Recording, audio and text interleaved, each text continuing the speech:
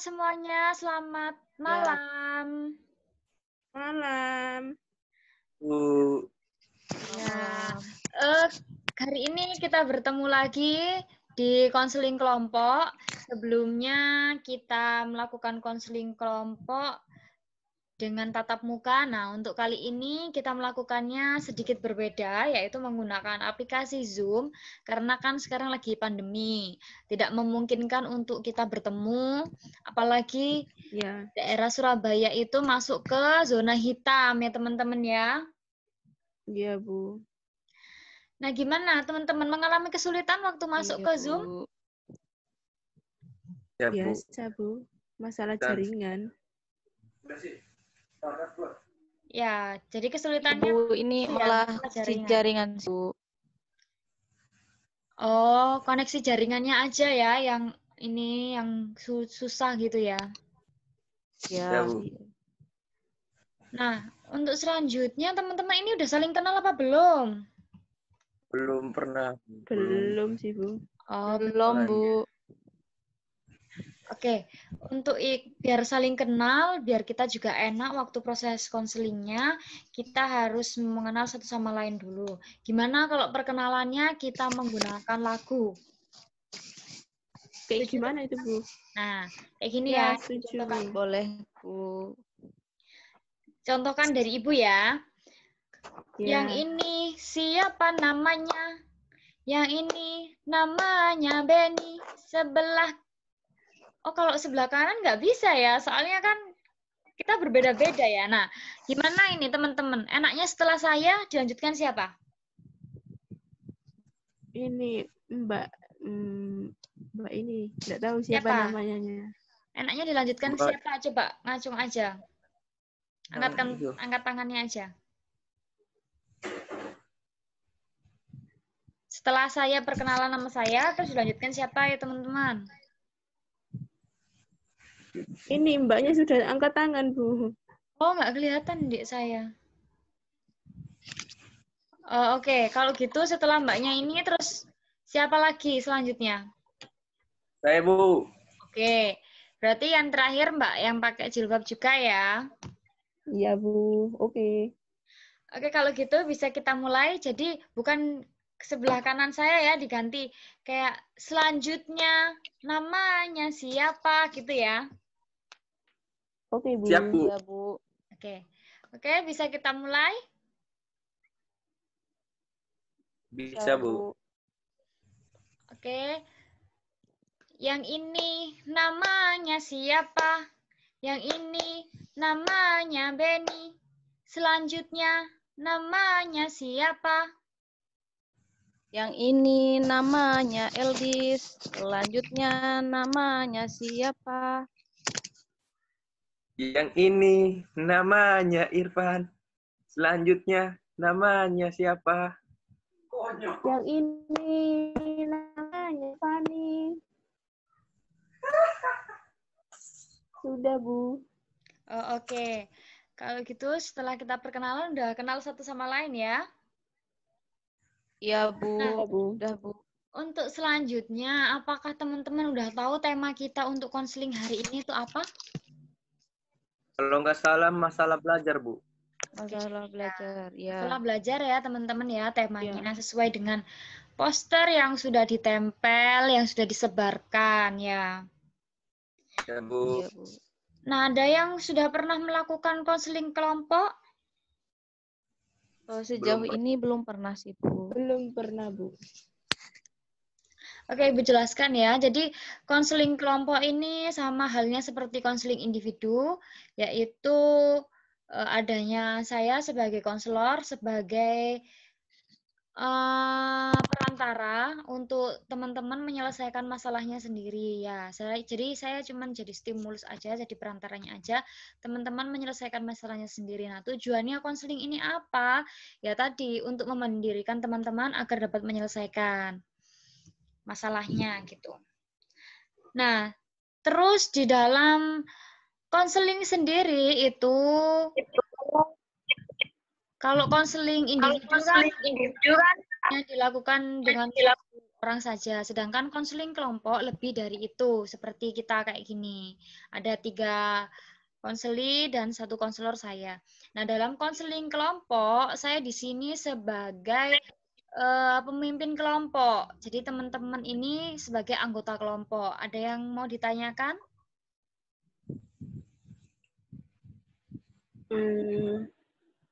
Berarti konseling itu seperti kayak ibu itu kayak memberikan saran gitu ya Bu, kepada kami yang mempunyai masalah apa gimana Bu? Jadi lebih tepatnya itu saya cuman sebagai perantara aja, sebagai ngasih stimulus kalian biar kalian dapat menyelesaikan masalah kalian. Jadi saya bukan memberi saran, tapi sebagai memberi stimulus untuk menyelesaikan masalah kalian seperti itu. Membantu lah istilahnya seperti itu. Lebih mudahnya. Paham teman-teman? Paham, Bu. Oke. Untuk selanjutnya yaitu di dalam konseling itu ada kode etik. Yang paling penting itu ada asas kerahasiaan, ada asas sukarela. Nah, untuk asas kerahasiaan sendiri, jangan khawatir teman-teman. Jadi, kalau setiap proses konseling, kerahasiaan itu akan terjaga dengan baik. Jadi, jangan khawatir untuk masalahnya bisa tersebarkan. Nah, ini nanti kita semua sebagai anggota dalam proses konseling kelompok ini juga harus mengucapkan janji agar tidak menyebarluaskan masalah yang diceritakan dalam konseling kelompok kali ini gitu. Terus kemudian ada asas sukarela. Nah, kira-kira teman-teman ini ikut konseling kelompok karena adanya paksaan atau karena memang keinginannya sendiri untuk melakukan proses konseling? Kalau saya keinginan sendiri sih, Bu. Kalau yang lainnya? Sama, Bu. Keinginan sendiri juga, Bu. Kalau saya sih ya karena keinginan ya berusaha untuk ingin berubah gitu loh Bu. Katanya kalau beli masalahnya bisa selesai ya. Jadi saya mau mencoba. Oh gitu. Nah, teman-teman, ini saya ingin menanyakan apakah teman-teman apa sih harapan teman-teman ikut konseling kelompok ini?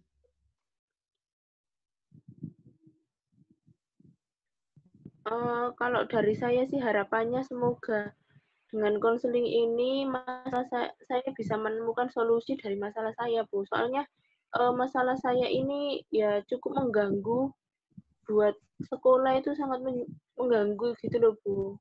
Berpengaruh sama saya, berpengaruh sama sekolah juga, nilai saya kayak gitu. Jadinya saya ingin benar-benar ikut konseling ini, siapa tahu masalah saya bisa selesai kayak gitu, Bu. Oh gitu. Yang lainnya? Ya, hampir sama sih, Bu. Keinginannya supaya dengan mengikuti konseling kelompok ini mungkin masalah dari kita teman-teman semua ini bisa diselesaikan, Bu. Oh gitu. Secara bersama-sama.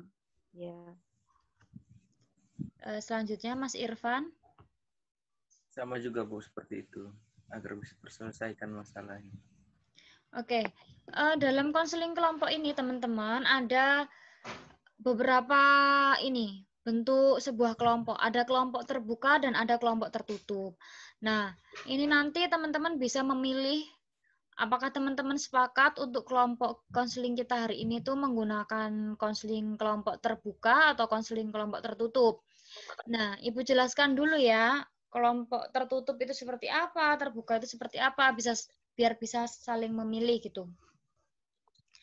Nah, untuk konseling kelompok terbuka, ini tuh teman-teman bisa keluar dan masuk dengan sesukanya. Jadi bisa menambah anggota dan juga bisa keluar dari konseling kelompok. Kelebihannya seperti itu. Nah, kekurangannya, jadi kekurangannya untuk konseling kelompok yang terbuka ini, kelompok terbuka ini, permasalahan kalian jadi sulit terselesaikan karena berganti-ganti anggota, kayak gitu. Sedangkan kalau kelompok tertutup, dari awal awal konseling sampai dengan akhir proses konseling, kelompoknya harus itu saja, tidak boleh berganti ataupun mengeluarkan ataupun memasukkan kelompok lain. Orang dari kelompok lain atau dari teman-teman yang lainnya mau masuk gitu nggak bisa.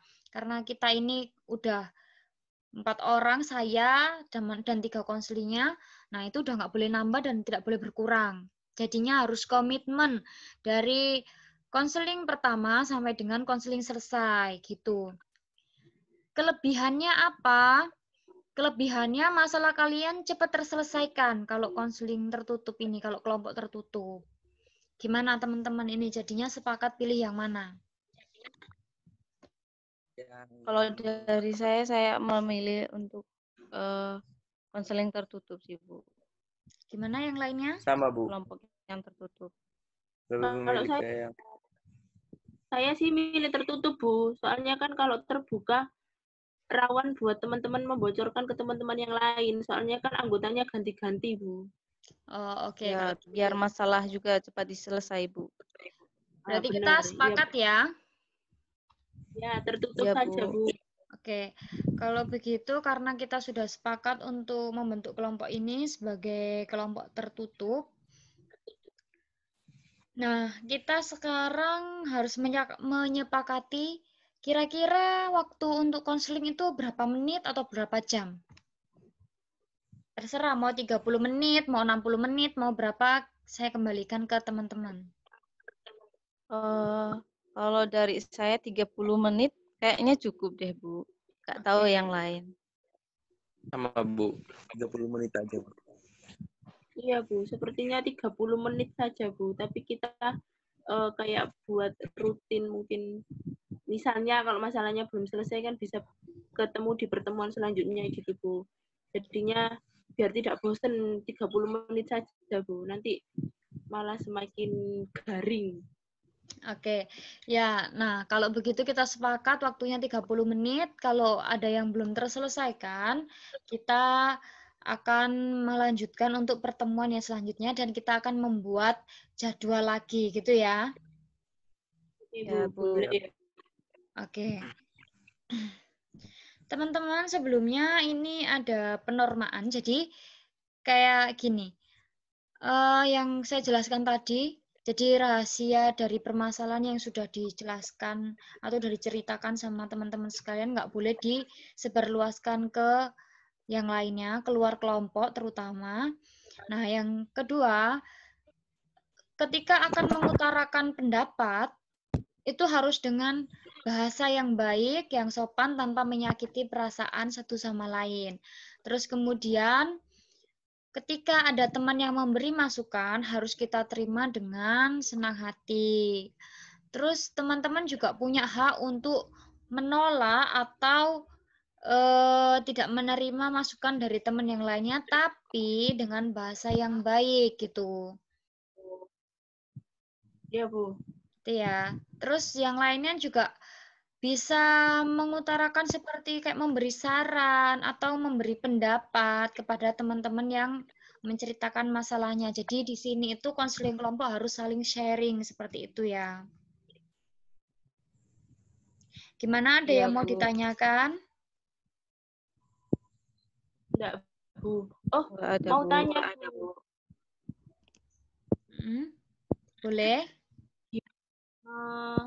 Semisal kan katanya Ibu tadi mau buat perjanjian. Ya. Misal di antara kita yang melanggar perjanjian itu gimana, Bu? Apakah ada punishment-nya? Nah, atau itu bagaimana? ya, nah ini akan kita bicarakan. Kira-kira untuk teman-teman yang melanggar seperti contohnya tiba-tiba teman-teman menceritakan masalah yang sudah kita sepakati untuk tidak diceritakan. Nah, itu harus ada punishment-nya kira-kira. Teman-teman setuju nggak kalau ada punishment-nya? Ada hukumannya? Setuju, Bu. Setuju, Bu. Setuju, Bu. Menurut teman-teman kira-kira hukumannya apa nih? Yang bisa untuk membuat ya? Mungkin kayak membuat video gitu, Bu. Tapi bukan hanya sekedar kayak meminta maaf, tapi videonya itu berupa minta maaf dan mungkin menyanyikan lagu nasional biar dia ingat, tapi juga ada nilai biar dia menyesal karena sudah melakukan kesalahan tadi. Tapi terserah sih Bu, itu usul saja. Iya, boleh ditampung dulu ya. Untuk teman-teman yang lainnya Iya, gimana? setuju sih. Setuju sama Kak Fani. Lebih itu, kalau menurut saya membuat video minta maaf biar tidak terulang itu apa yang dia lakukan itu. Oke, gitu ya. Gimana Mas Irfan? Ada masukan atau Ya, setuju?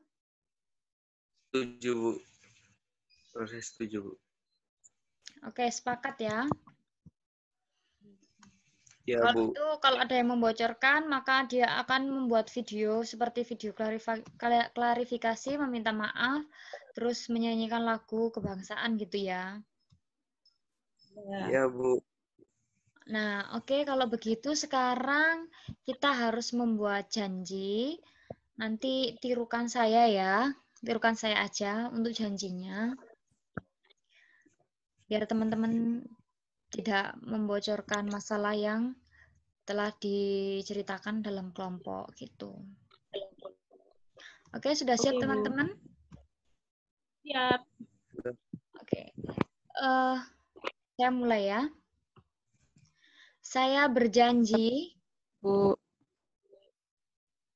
Saya berjanji tidak akan menyebarluaskan tidak akan menyebarluaskan tidak akan menyebarluaskan permasalahan yang telah diceritakan permasalahan diceritakan masalah yang telah diceritakan dalam konseling kelompok ke dalam konseling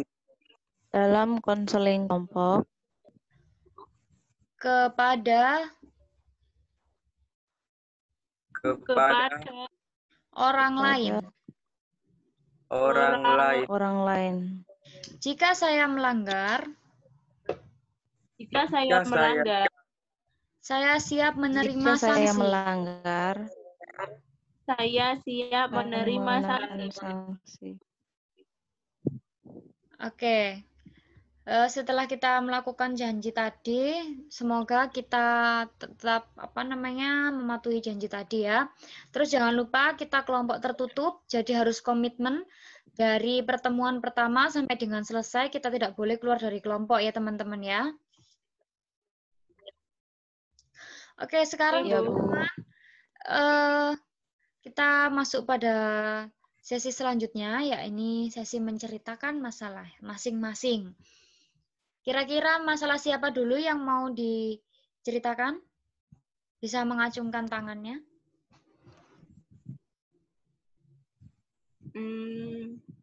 Oke, Mbak Eldis ya. Ya.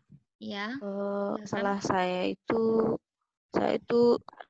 malas belajar, Bu, karena kejauhan sekolah sama dari rumah ke sekolah itu jauh, jadi kayak malas-malas untuk ke sekolah gitu, Bu. Oh gitu. Malas-malas buat belajar, ya. Untuk selanjutnya siapa lagi? Oke, silahkan. Sama kayak masalah saya sama kayak Mbak Eldis sih. Malas belajar, lebih suka nonton TV dan main game, Bu. Oh gitu. Sebelumnya tadi saya lupa. Eldis, kira-kira permasalahan Eldis kalau tak kasih skornya 1 sampai 10 kira-kira berapa urgent-nya dari masalahnya Eldis? 5 sih, Bu, 5. Oke, 5 ya. Itu kira-kira masalahnya Eldis pengaruh nggak ke ini? Ke nilai-nilainya, apa nilainya ya tetap bagus, cuman males berangkat sekolah aja.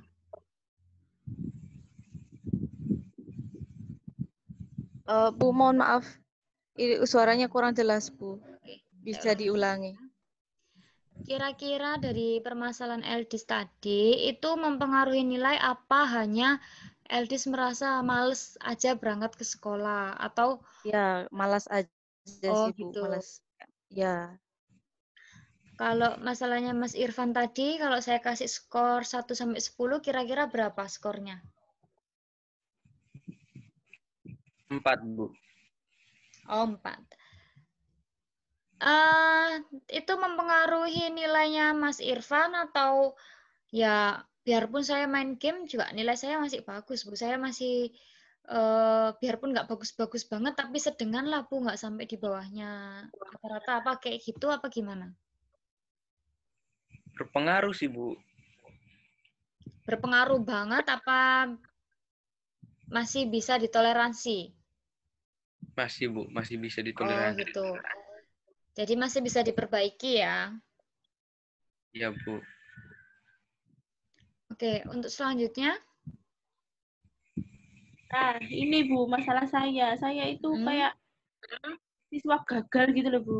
Karena salah masuk jurusan. Jadinya ya nilai saya amburadul. Oh, Nggak gitu. sama sekali tidak sesuai dengan ekspektasi. Karena kan saya menganggap saya itu salah jurusan. Jadi saya tidak bisa mengikuti kegiatan yang sudah berjalan selama ini kelas. Kayak gitu, Bu. Jadinya ya susah. Oh, gitu ya. Untuk skornya sendiri Mbak Fani saya kasih 1 sampai 10 kira-kira berapa urgentnya masalahnya Mbak Fani? Ya cukup urgent ya, Bu. Ya mungkin 8 atau 9 poinnya. Oh, gitu ya. Itu ya tadi Mbak Fani bilangnya nilainya sampai amburadul. Apakah udah nggak bisa diperbaiki? Kalau Mas Irfan tadi kan ya masih bisa lah, Bu, masih bisa ditoleransi. Nah, kalau Mbak Fani apakah benar-benar yang sudah amburadul banget atau gimana? Iya, Bu. Cuma kayak misalnya ikut ulangan di bab pertama, di bab semakin turun malah sering kayak ikut remedial gitu loh, Bu. Jadinya ya makin acak-acakan nilainya.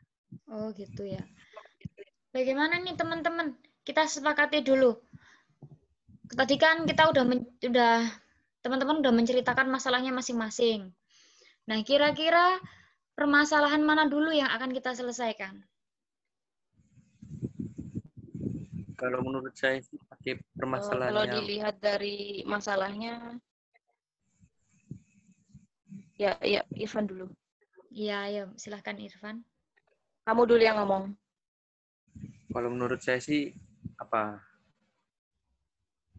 ini yang dibicarakan terlebih dahulu itu masalahnya Kak Fani dulu.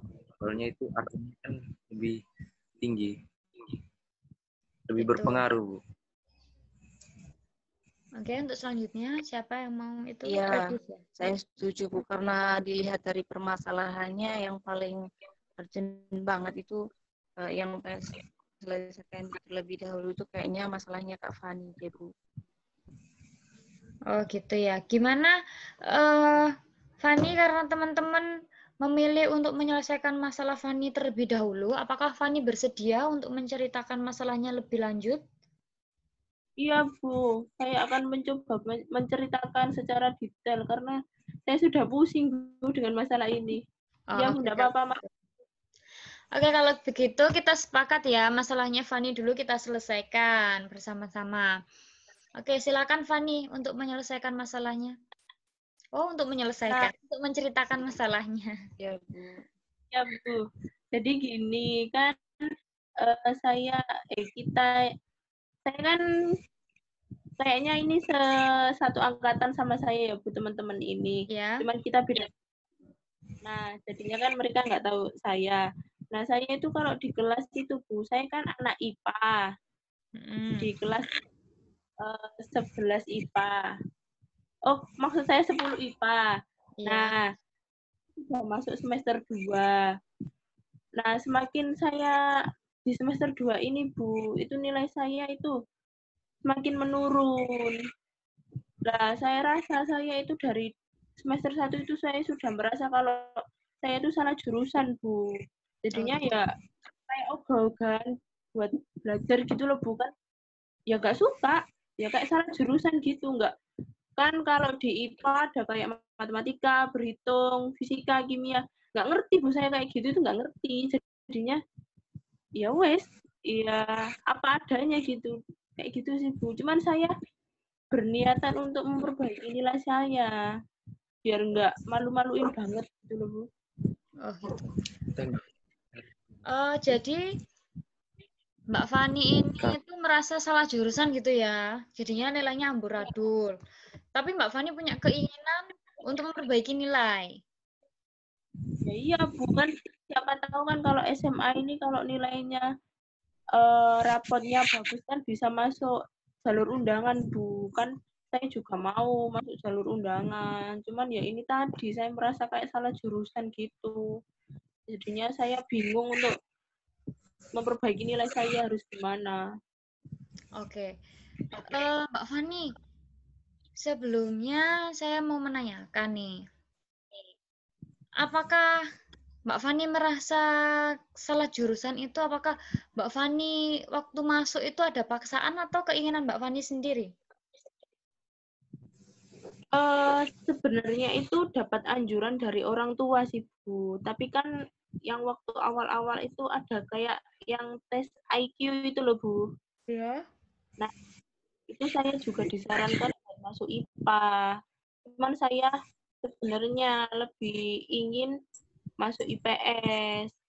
Tapi ya karena kan IQ saya bisa masuk IPA dan orang tua juga nggak mendorong, nggak maksa sih Bu, cuman kayak menyarankan, lebih sangat menyarankan buat ke IPA. Jadinya ya sudah ikut masuk IPA kayak gitu Bu. Kayak gitu ya. Untuk teman-teman yang lainnya, apa ada pertanyaan untuk Fani?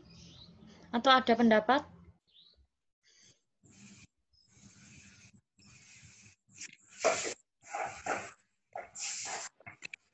Gimana teman-teman yang lainnya? Apa ada pendapat? Ya, kalau menurut saya, entah Kak Fani terima atau enggak ya. Kalau menurut saya, Kak Fani lebih cinta aja sih jurusan itu, terus lebih giat belajar sih kalau menurut saya, Bu. Nggak tahu Kak Fani terima atau enggak. Intinya lebih Kalau giat belajar waktu gitu. saya sih, Ya. mungkin Faninya kurang membaur gitu. Jadi kayak kurang ya rasa nyaman di kelas. Oh gitu. Kurang lebih Oke, gimana Fani? Itu pendapatnya dari teman-teman bisa diterima? Iya sih Bu, bener kata Irfan. Saya memang kayak sulit untuk bergaul sama teman-teman juga. Cuman saya nggak mempermasalahkan itu sebenarnya Bu. Saya ya cuma mempermasalahkan kalau saya itu salah jurusan. Kalau sama teman-teman sih saya biasa aja. Cuman ya emang sih Bu, saya agak sulit untuk berbaur kayak gitu. Oke. Mbak Fani, apakah Mbak Fani yakin Mbak Fani salah jurusan? Gara-gara salah jurusan nilainya jelek gitu. Iya sih Bu, kayaknya kan karena pikiran saya bilang kalau saya itu salah jurusan, jadinya kan buat ngerjain tugas, buat kayak mungkin ikut teman-teman kerja kelompok atau ngapa-ngapain itu kan jadinya males gitu loh Bu, karena saya beranggapan ya udah aku salah jurusan, ya aku nggak mau belajar kayak gitu-gitu, ya kayak gitu Bu. Apakah dengan kayak gitu Mbak Fani ngerasa nggak Mbak Fani bisa merubah, kayak contohnya gini, karena Mbak Fani merasa nilainya Mbak Fani jelek itu karena salah jurusan, akhirnya Mbak Fani bisa pindah jurusan atau memang udah nggak bisa pindah jurusan? Saya sebenarnya sudah pernah tanya sama wali kelas saya itu loh Bu, Bu Dia, Ibu tahu Bu Dia? Ya. Nah itu kata Bu Dia, sudah terlambat, soalnya ini kan sudah masuk semester genap, jadinya kayak rekapan nilainya itu loh Bu, rekapan apa ya, kayak administrasi di kelasnya itu sudah berjalan. kecuali kalau waktu semester 1 itu masih bisa dipertimbangkan. Kayak gitu, Bu. Nah, dari itu tadi, kan Mbak Fani udah tahu jawabannya. Nah, sekarang Ibu mau menanyakan, apa usaha yang sudah dilakukan Mbak Fani biar nilainya Mbak Fani itu bagus, selain Mbak Fani merasa salah jurusan tadi? Ya, saya kan sudah sekolah setiap hari, Bu. Sudah mengikuti kegiatan yang ada di sekolah, sudah ikut pelajaran. Setiap hari juga memperhatikan, nggak pernah masuk telat, selalu mengerjakan tugas. Cuman ya itu tadi. Oke. Mbak Fani memperhatikan itu apakah dicatat Mbak Fani apa hanya mendengarkan saja? Kadang-kadang kalau gurunya agak-agak killer gitu, Bu, ya saya nyatet.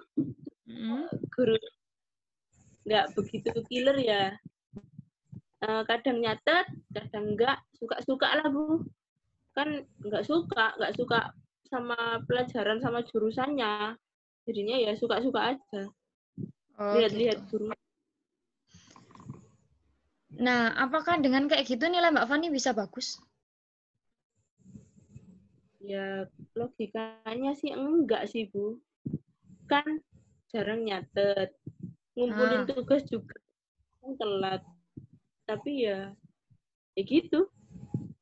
Ya enggak sih, Bu. Di rumah belajar enggak? Kadang, itu pun kalau ada ulangan. Oh, gitu. Terus kalau ada ulangan aja belajarnya, tapi maunya nilainya bagus, gitu. Gimana caranya biar bisa nilainya bagus? Kalau kayak gitu ya. Iya ya, Bu ya. Saya juga bingung ya, karena tadi, Bu, ya kayak sudah beranggapan, pokoknya aku nggak mau, kan aku salah jurusan. Jadinya ya wes kayak ogah-ogahan gitu loh, Bu, buat belajar.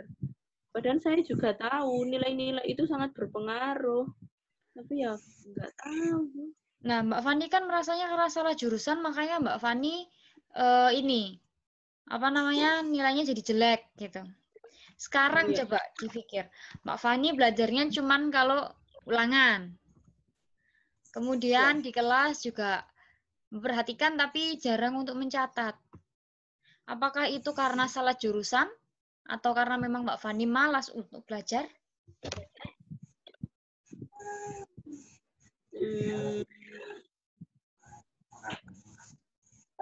Kayaknya ya malas belajar juga sih, Bu. Jadi gimana? Coba malas belajar karena malas belajar atau karena salah jurusan coba. Kalau kayak gitu. Saya bisa tanggap. Oke, boleh. Oh iya. Kalau menurut saya sih, kalau ini nggak ada kemauan sama nggak suka sama jurusan itu, pasti nggak ada kemauan untuk belajar, Bu. Pasti. Gimana? Ini kalau menurut saya, Bu, kalau nggak ada kemauan atau nggak suka sama jurusan itu, pasti nggak ada kemauan untuk belajar, Bu. Oh gitu. Pasti merasa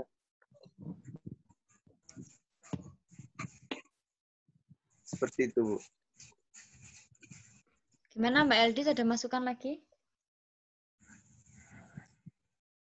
Kalau menurut saya itu tadi kayak yang saya kasih tahu yang pertama kali itu tadi, Bu. Maksudnya menurut saya cintai jurusan itu sih, Bu. Cintai, terus belajar lebih giat gitu.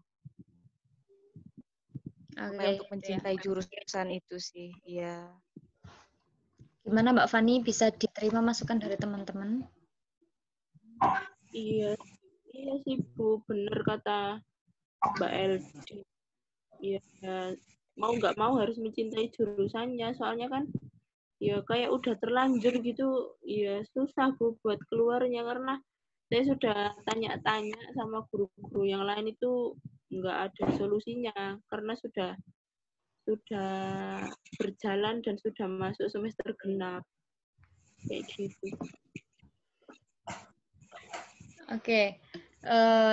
Terus kalau Mbak Fani sudah tahu bahwasannya Tadi kan keinginan Mbak Fani kan saya pengennya itu nilai saya bagus, Bu. Tadi kan keinginannya seperti itu ya. Tapi Mbak Fani males belajar karena Mbak Fani merasa salah jurusan. Tapi sekarang Mbak Fani sudah tahu kan kalau ternyata salah jurusan itu bukan alasan satu-satunya karena membuat nilainya Mbak Fani jadi jelek gitu. Nah, terus usahanya Mbak Fani tadi itu, Mbak Fani usahanya cuma masuk setiap hari, cuman itu aja. Masuk setiap hari, cuman mendengarkan gurunya menjelaskan, tapi tidak mencatat. Mencatatnya jarang-jarang gitu ya. Terus kalau belajarnya kalau ulangan aja. Nah, sekarang kita evaluasi. Itu kan tadi Mbak Fani sudah mengevaluasi bahwasannya itu salah kan, nggak bisa untuk membuat nilainya jadi bagus. Nah, kira-kira planning yang Mbak Fani buat biar nilainya bagus itu apa? Ya, mungkin saya akan mulai rajin untuk mencatat dan mengikuti teman-teman ketika kerja kelompok mungkin, Bu. Jadi gini, kalau kita membicarakan planning, itu jangan ada kata-kata mungkin. Karena ketika kita mengutarakan planning ada kata mungkin, maka ada kemungkinan untuk tidak mengerjakan. Gitu. Jadi Mbak Fani itu harus yakin gitu ya. Buat teman-teman yang lainnya juga kayak gitu ya. Kalau kita bikin planning jangan pakai kata-kata mungkin. Jadi harus yakin mengutarakannya. Gitu. Ya, Bu. Coba yakinkan dirinya dulu kira-kira apa sih yang mau jadi planning biar nilainya bagus. Saya akan ikut bimbel, Bu. Oke, ikut bimbel. Terus? Dan mulai rajin mencatat. Oke. Gimana nih masukan dari teman-teman yang lainnya? Ya, Bu. Ya, hampir sama sih, Bu. Pas gurunya menjelaskan ya catat, terus bikin sebuah kelompok-kelompok kecil buat belajar.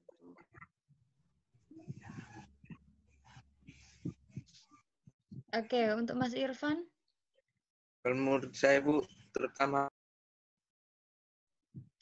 Oh, sepertinya sambungannya Mas Irfan jelek ya jaringannya. Apa dia paketannya habis ya ini ya? Gimana Mas Irfan? Tadi terputus ya?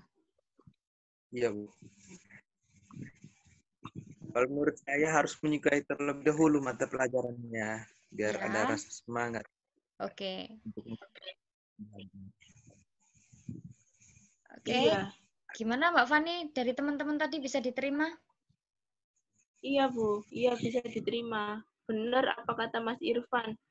Ya, setidaknya kita suka sama gurunya atau suka sama pelajarannya. Mungkin kan saya bisa rajin mencatat kayak saya ada beberapa yang saya rajin mencatat, Bu, karena saya suka sama cara mengajar gurunya. Jadi mungkin itu akan saya terapkan ke pelajaran yang lain.